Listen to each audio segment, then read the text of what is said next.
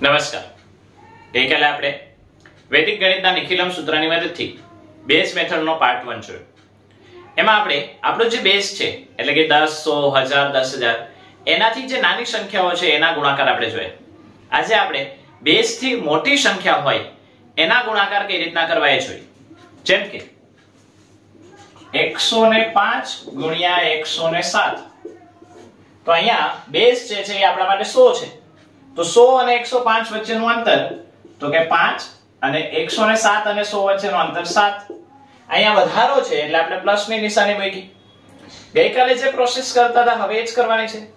5 7 35 અને હવે 105 માં 7 ઉમેરો અથવા 107 માં 5 ઉમેરો એટલે 112 જવાબ મળી ગયો. હજુ એક કરીએ. 115 ગુણ્યા 111. તો કે અહીંયા વધારો છે એ 15 નો છે અને અહીંયા વધારો છે એ 11 નો છે. એ 15 અને 11 એ બંનેનો આપણે ગુણાકાર કરીએ તો 15 + 11 થશે. આપણે આપણી જે મેથડ છે એ પ્રમાણે જોવા જઈએ તો 5 ના 5, 5 + 6, 5 + 1 6 અને 1 નો 1. પણ બે અંકની સામે બે અંક જ હોવા જોઈએ. અહીં તો 3 અંક થઈ ગયા. તો જ્યારે 3 અંક હોય ત્યારે આ જે અંક છે એને આપણે નેક્સ્ટ સ્ટેપમાં કેરી ફોરવર્ડ કરશું. હવે 115 માં 11 ઉમેરો અથવા 111 માં 15 ઉમેરો એટલે 126. હવે આ 1 છે આનો વધી તરીકે જશે એટલે 127 અને આ 65 ના 62. તો જ્યારે બે અંકની સામે 3 અંક આવે ત્યારે વધી આવે અને બે અંકની સામે 1 અંક આવે ત્યારે શૂન્ય મૂકવાનું. હજુ એક જોઈએ. 1 1 9 ગુણ્યા 102. અહીંયા વધારો છે 19 નો, અહીંયા વધારો છે 2 નો. 19 2 38. 119 માં 2 ઉમેરશું એટલે 121. એટલે કે 119 ગુણ્યા 102 કરીએ તો આપણને જવાબ મળે 121 એટલે 12138. હવે જો બંને અંક સરખા હોય તો આ એક પ્રકારે વર્ગ છે. એટલે અહીંયા અંતર છે 8 નું, અહીંયા પણ અંતર છે 8 નું. 8 × 8 = 64. 108 માં 8 ઉમેરો એટલે 8 માં 8 ઉમેરીએ એટલે 16. 116. હજુ બે ત્રણ દાખલા જોઈએ. 1013 × 1020. અંતરની વાત કરીએ તો 013 અને અહીંયા અંતર આવ્યું 020. 1000 થી અંતર કેટલું છે આપણે ચેક કરીએ.